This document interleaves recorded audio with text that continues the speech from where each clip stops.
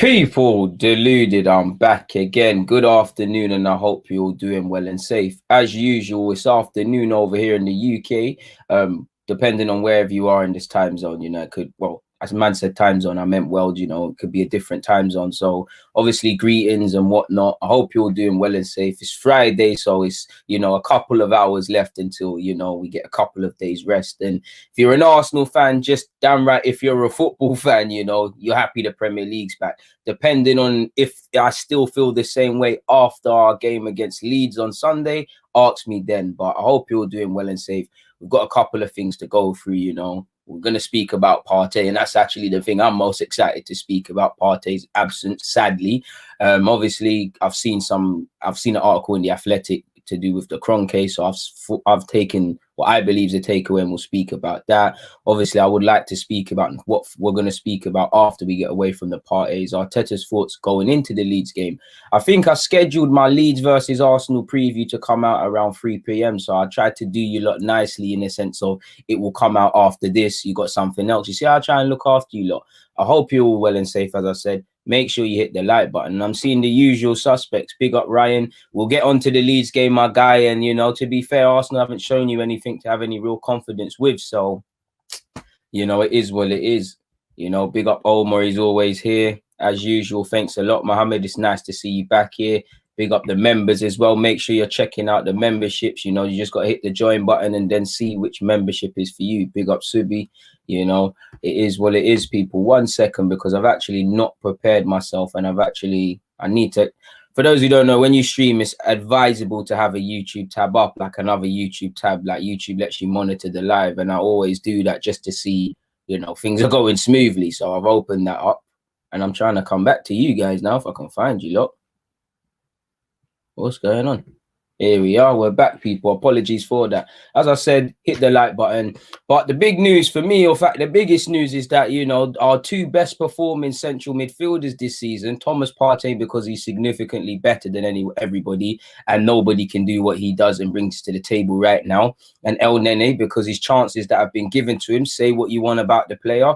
You could say, like against Leeds, could we have someone a bit more creative? But El Nene's done well with his chances taken. So our two best performing players at a time where we need to win a game, we're going away from home. We're going down, we're staring down a serious negative barrel right now, because we've had two big defeats sandwiched in between the United victory. And as you lot know, the run of games to come, people. So it's a difficult one to not have those, I'm not going to say it's the end of the world, because it's a squad game. This is why I listen, you lot know me. I wanted Guendouzi and Torreira to stay because we're back to square one. But I don't want to talk about all of that. At the end of the day, it's a squad game. There were going to be times both players, if not both, were going to be injured, suspensions, injuries. All of these things are a thing and cause players to miss. So this is why having a squad or a competent squad is important. Am I Xhaka's biggest fan? No. Am I his biggest critic? I wouldn't say I am. But, Xhaka potentially would start. For me, off the top of my head, I think it's Xhaka and Ceballos. It's not like we can do anything else.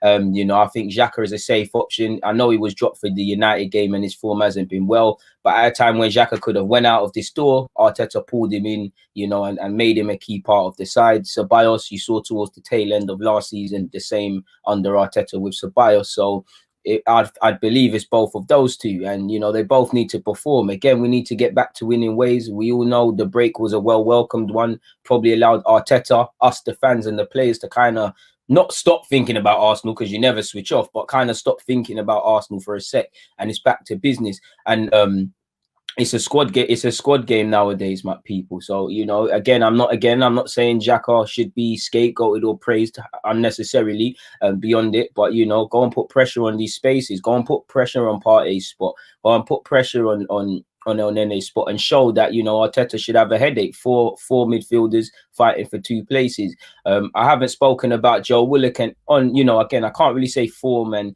the harshest of critics will say it's only Europa League. We should be expected to do those things, and it's true, but to be fair, Joe Willock can only play the games he's thrown in for. And I'm not saying he's the messiah and things like that. And again, I think age isn't important and stuff like that, because Xhaka and Ceballos should be hungry. They want to start games. And I think Joe Willock is of that same ilk. Like Joe Willock is probably, when you look at all of our midfield options, he's the one least likely to get significant game time. He's the one that if you probably has to, you know, I know Arteta's spoken highly of him in the press conferences and rates him highly and spoken about him before. And clearly he's rated by numerous managers that have played under him.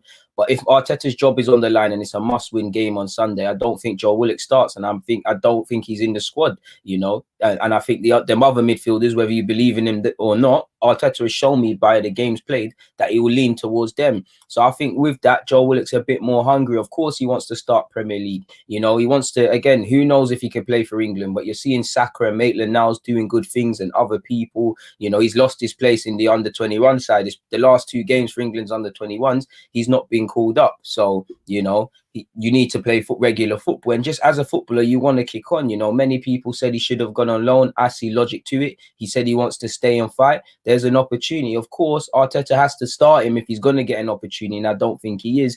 But I'm of the ilk, should we go with Joe Willock purely because, you know, your form's been all right. Not that it's been the biggest of games, but you've been relatively all right. I think you're the most hungry. So with that, you should grab the chance the most. Again, I don't think he'll throw him into the pivot. You'd more see him in that sort of 10 sort of role. But I think the pivot is Joe Willock's game. Who would you lot go for people? What would you lot's pivots or midfield options be for the Leeds game now that we're down to our bare minimum? We all know Partey, in relation to Partey, it's a bitter blow. But we all knew, you know, we're back to square. This is why I wanted Torreira to stay, people, or I wanted another one, because you need different options. Partey's only one man. We can't just rely on Partey, you know, as much as I love him, because now you see when he's not involved, you know, he has shown me he's going to pick up yellow cards, so there might be a suspension. You know, he's missed out because of injury. What happens? We're back down to our bare bones again. You know, Partey's out with the thigh strain. I assume, you know, kept him out of playing for Ghana during the international break, which is obviously concerning. And it does make me believe, because you haven't got Partey and El Nene, he hasn't really got the opportunity to use that handbrake in midfield or really have any steel. So is it a thing where Arteta now going into the Leeds game, he might say, do you know what, okay. And I know both of those players have played in a 5 at the back, a 3-4-3, whatever formation. But he might just say, you know what, let me go with either a midfield 3, let me try 4 at the back now, 4-3-3, or, you know, something else. And again, if you're looking at, you know, again, we've improved defensively with the formations we've done and the personnel improving and Partey, but again, he doesn't have that. So with that handbrake sort of gone, do you focus more on what Arsenal should be better at? You know, if you was to look at Arsenal's squad, you'd probably say you're better at attacking, that you should be better at attacking than defending. I know statistics don't back that up, people, but that should be something we're looking at.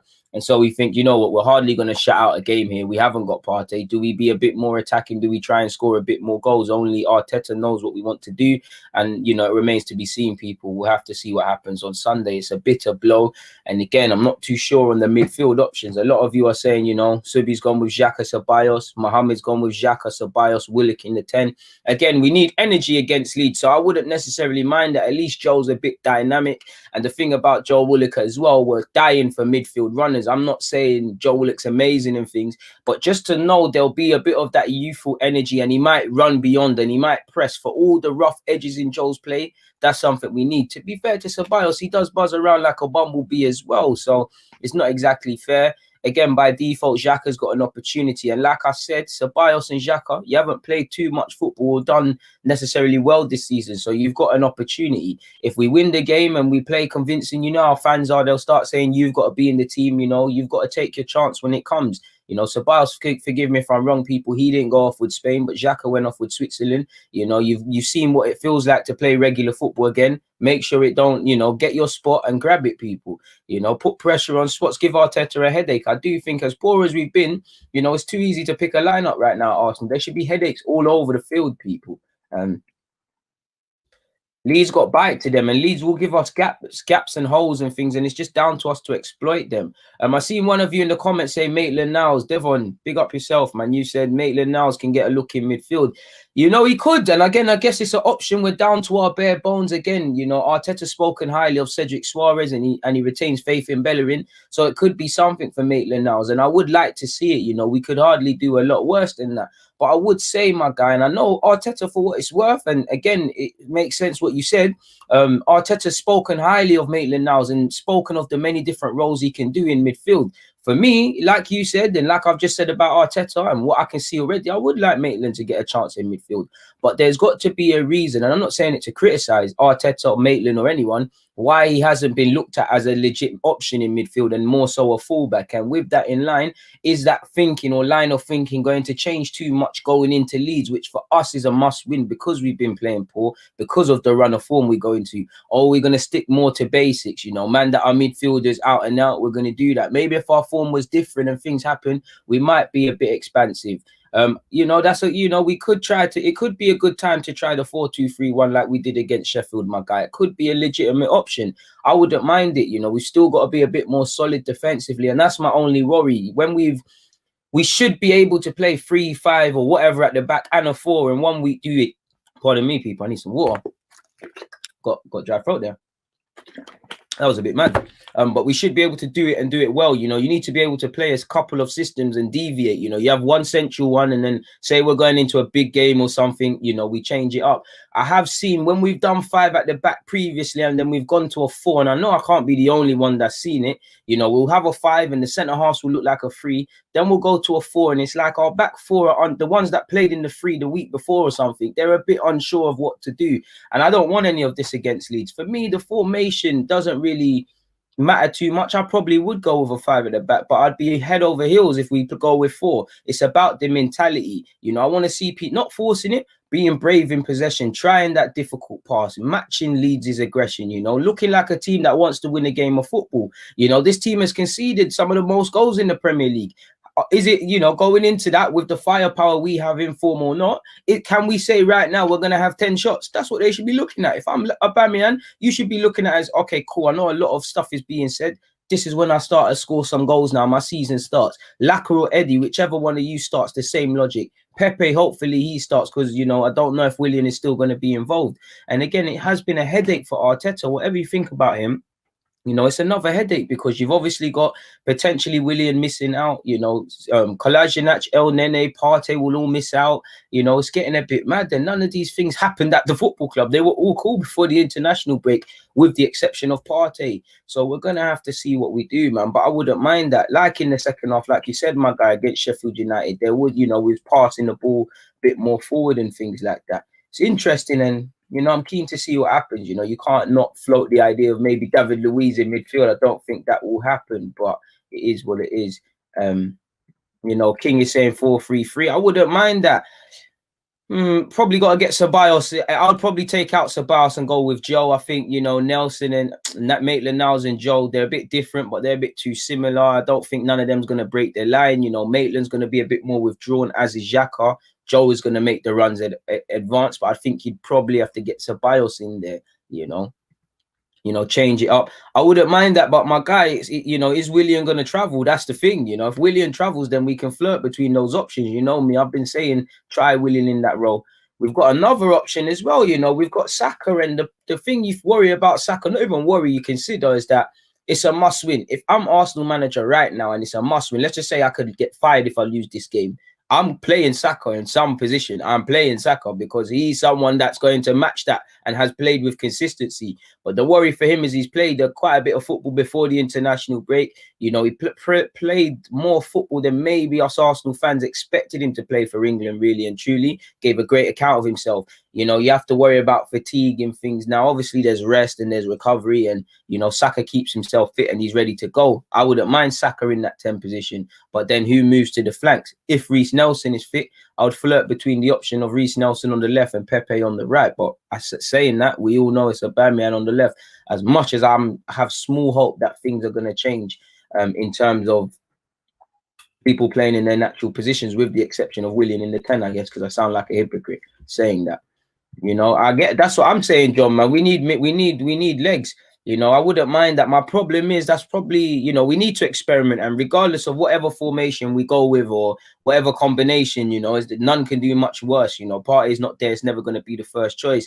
But at the same time, my guy, you know, I don't think Arteta's had too long to train with these players. You know, Willian's been in Dubai for whatever reason. Maitland-Niles has been off with England. Joe's been at the club.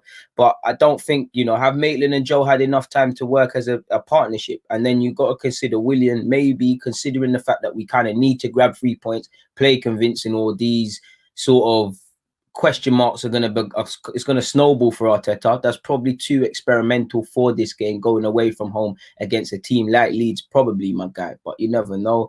You know, yeah, you're right. When Chambers went on, big up yourself, Joe, as well, man. Thank you for your praise, man. You know, again, same thing I brought up, but Saka, you know, about Saka in that 10 position. Apologies, Sam. Remember when we have Chambers as a DM option if he is match fit, did bits at Fulham. Well, he's actually playing today against Arsenal's, well, playing for Arsenal's under 23s against Everton's. So I don't know if he's going to be fit or available in some capacity, or it's even premeditated that he is or isn't. When we obviously travel to Leeds, you'd probably expect he's not. It is an option. I'm not really a fan of Chambers. I don't really feel Chambers in the midfield role, as a defensive mid, but you know, he did it at Fulham. You know, and the problem with Chambers, he's been a jack of all trades, master of none at this club. And maybe his whole time at Southampton, because you hear in the academy he was a centre mid, you know, he got his breakthrough as a right back. That's cool. Come to Arsenal, played a lot at right back, has done well at periods at right back, but has also been savaged. You know, we saw him as a centre half long term. For whatever reason, he hasn't played consistently in that. Like you said, we sent him on loan at Fulham to play games and mainly play as a centre half, but he did bits in midfield, and that also shows his versatility. But for Arsenal, it doesn't quite help. And again, it could be an option, my guy. You never know, man. I don't know how long, you know, I don't know if Chambers is scheduled to get 90 minutes today. This will be his second game for the 23s since his return from injury. So who knows, man? You're right on that, man. You've gone with Chambers, Joe Willock, and Ceballos. An interesting one, you know. That bring David Luiz, DM, and Saliba at centre half. Again, I wouldn't mind it, but it kind of in line with the Chambers and what I said about another one where someone went with Joe and Maitland. Probably a bit too experimental considering the form we've been in, the pressure and whatnot. So yeah, man. Bad boy footballer, big up Amari Hutchinson, just going from strength to strength. And obviously through interviewing him and speaking to him, I'm not just saying this, I can honestly say he's a very down-to-earth character. He's a very wise man. He's got a good family around him. He's got a wise head on young shoulders. You know, he doesn't feel in a healthy way he's achieved anything. He's always willing to learn. So when you got that and you've got the ability, I'll always support. And, you know, I'm happy to see he's part of the 23s. Hopefully he gets some minutes today. It'll be a good... it'll be well deserved for him, man, because he's done well since becoming a full-time scholar. I don't know about now, but for under 18s, he was our top. Yeah, he is our top. He's our assist leader, and he was quite high in the league. And obviously signed his pro deal. And ideally, you want to kick onto the 23s and be in and around it, as have some of the other under 18s. So it'd be a good reward if he could get minutes and follow on from Zach and Mon Louise and, you know, Flores and players like that have been in and around, man. Thank you very much, Superhero, for your praise, man. Slap the like button, as he said. Slap the like button. All eyes on me. Said, yo, DG, what's good, my dog? I'm here, man. It's Friday. Just ate some lunch before I come on this, so got the extra spring in my step. Got the sleepiness in me. It wasn't a big lunch, but it's made me a bit sleepy. But we're here, man. We're here. Big up yourself, my JA Tug, man. I'm not too sure about that one, my guy, but I feel you, though. If David Luiz was playing for my club, I'd rather him in midfield than at centre-half. But yeah, man, you know, it could be a thing. But then we're down to our bare bones at centre-half right now as well, so we'll be just creating more holes. But I wouldn't mind flirting with the opportunity of David Luiz in defensive mid. But I think it's too, like I said, it's probably too experimental considering the context of what we're going into and whatnot, man. We're gonna get onto that, my guy. We've got a little schedule, man. We're gonna get onto that. Like I said, get your juice, get your food. You know, if you're doing an assignment or you're working, we're here for the long run. We're there, man. Hey, what YouTube doing me dirty with the title again? Oh my god! And you lot saw this. Really got rid of the A. But it's fixed though. We're back, man. Yo, and big up yourself for that, man. You see why I hate YouTube? I'm gonna do up the Twitch thing, man. I'm seeing everyone move over to Twitch and a lot of talk about demonetization and the rest of it. Trust me, Maitland-Niles over Bellerin, but there's got to be some reason as to why Maitland-Niles is only seeming to get an opportunity at fullback when we go with a back five and not really a four. There's got to be a reason. Where are you from?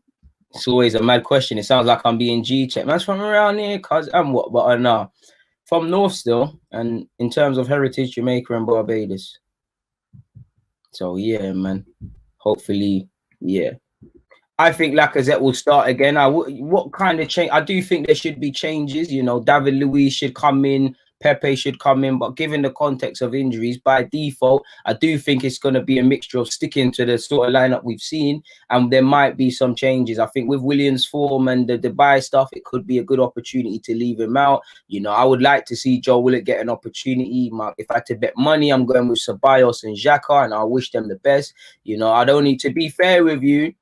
I'm not too sure for Joe Willock and Ceballos. As much as I think both of them should start ahead of Xhaka, I more think Xhaka with one of those, if that kind of makes sense, people.